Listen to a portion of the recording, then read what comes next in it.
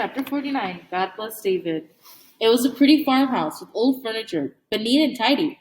I walked into the kitchen. There was a phone on the wall. I picked up the receiver and dialed Liz. She answered on the first ring. "It's me," I said. My voice shook so much. I wasn't sure she recognized me. "Marley?" "Yeah." "Oh, thank God. Are you okay?" "I think so." I was dripping water all over the clean white rug. I just about died when Red drove off. "He decided to go fishing," I said. "Fishing? Where are you?" "I don't know." I looked around as if I expected to see a street sign in the kitchen. "What happened to the dynamite?" "I left it by the back door of the police station with a note saying I'd found it in the woods. I don't think anyone saw me." "Thank goodness," I sighed. "Where are you?" Liz repeated. She sounded like she was about to cry. "I don't know." I was the one who was lost. There was a pile of mail on the otherwise neat table. I picked up a piece. "I'm at 43 Salamander Road." "Where's that?" asked Liz. "Do you have a map?" She did. "Started at the zoo.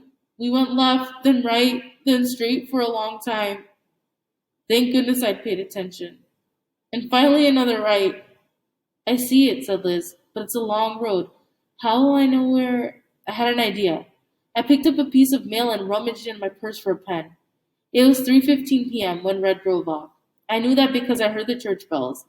And it was 3:43 when we arrived. So that was 30 minutes. Red had said the car went only about 25 miles per hour and he was late. So he probably had been driving fast the whole way. I made a few notes on the piece of paper. 30 minutes was half of 1 hour and half of 25 miles was 12.5. God bless Matt. "I'm about 12 miles down the road," I said. "How?" "Just find someone and come get me." "Ooh," Liz moaned.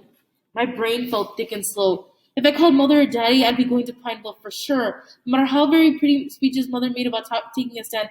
Maybe David would come. He didn't have a car, but perhaps he could borrow one.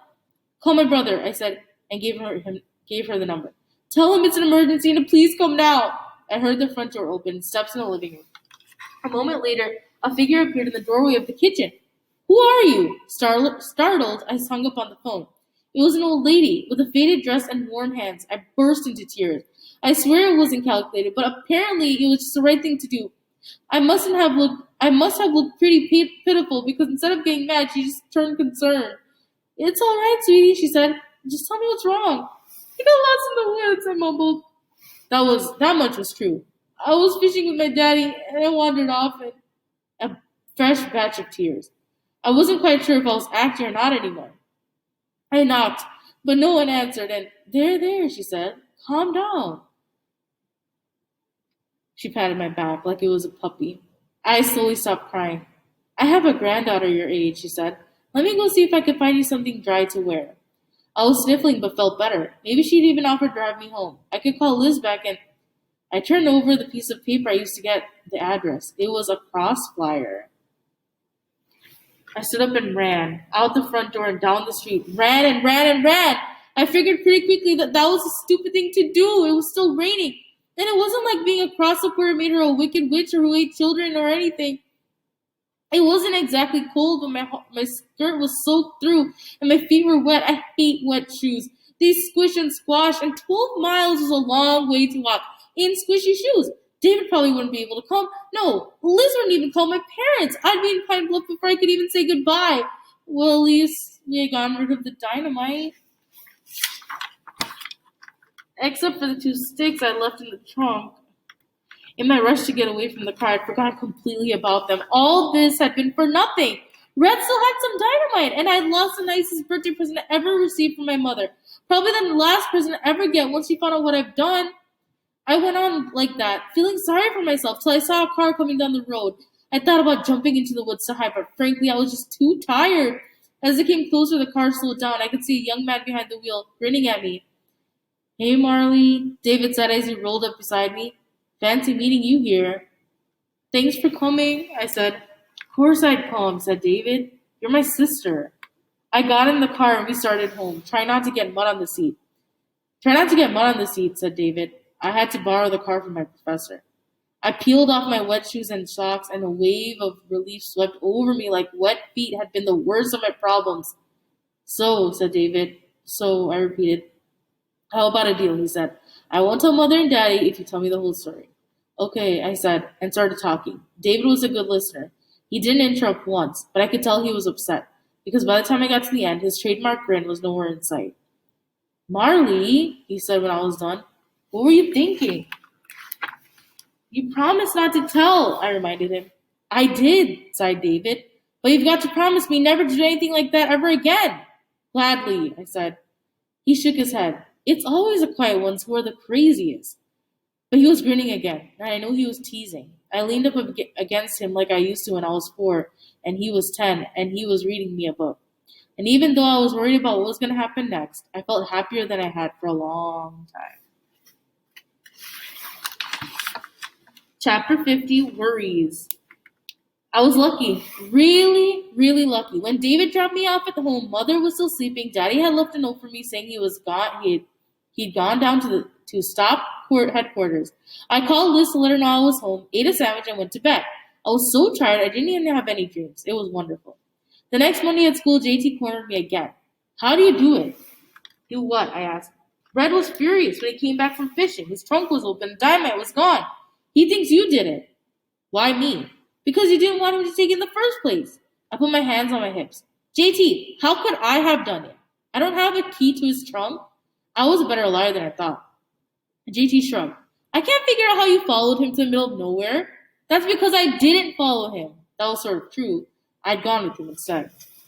Why? Asked JT. If you went through all the trouble to steal the rest, why did you take the last 2 sticks? I didn't mean to leave. JT grinned at me. Okay, so he wasn't stupid, and clearly I was. So it was you, he said. JT, you can't tell. Of course not. You look really awful with a black eye. But Red is pretty angry and looking for someone to blame.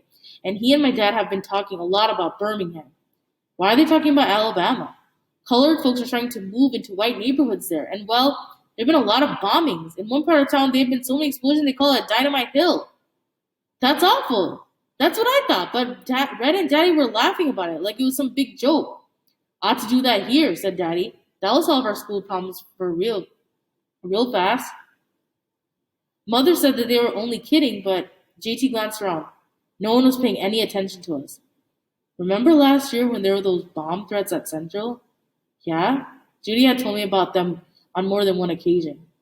Well, Red called in at least one of them. I know. I was homesick, but Red didn't know that. And I heard him make the call. I said nothing. I never told anyone. You think he'd bomb my house? I asked. JT considered that. And the longer he considered it, the more nervous I got.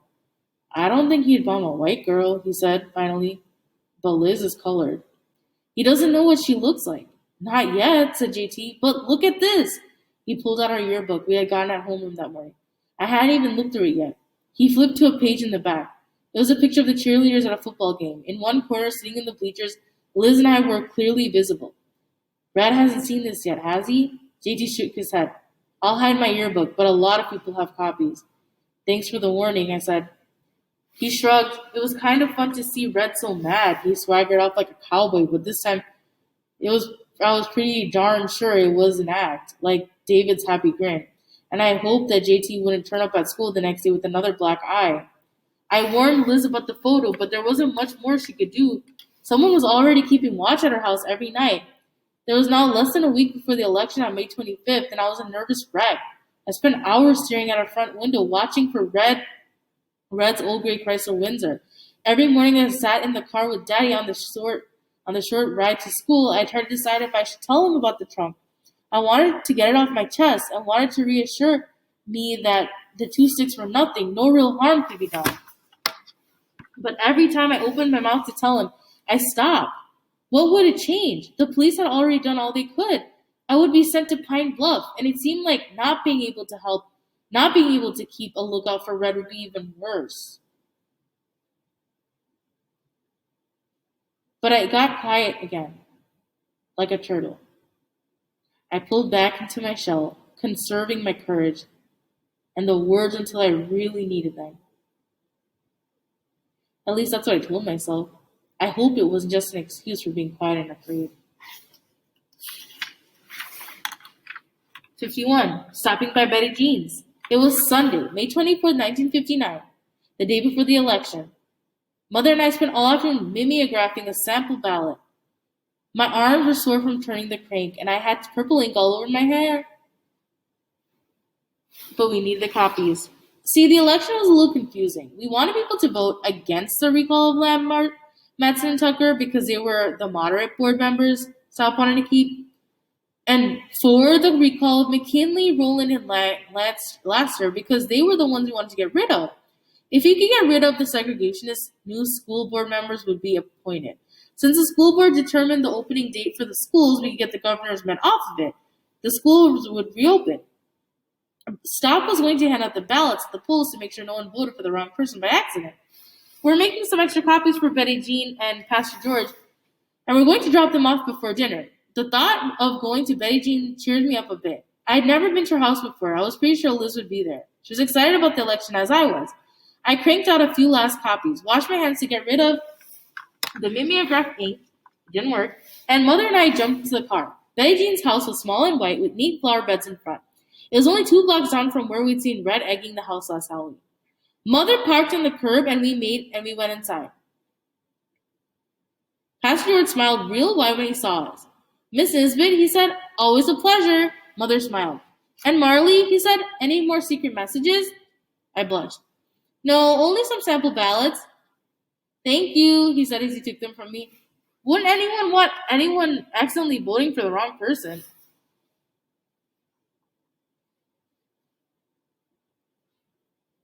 Betty Jean poked her head out of the door. Marley, Liz, and Curtis are in the living room. If you'd like to say hello. I ran off before Mother could say we had to go home and make dinner. Curtis was putting the finishing touches on a bunch of signs. Liz sat next to him. As I watched, he leaned over and put a drop of paint on her nose. She giggled. It sounded unlike Liz. She liked him. He liked her. I was just the third wheel in the room. I was going to lose her, just like I lost Judy to that awful Robert Lawrence. I almost turned and went back outside, but then Mother appeared behind me and said, let me finally meet this famous Liz. When she said that, Liz looked up and a grin broke over her face. Marley! She ran to give me a hug.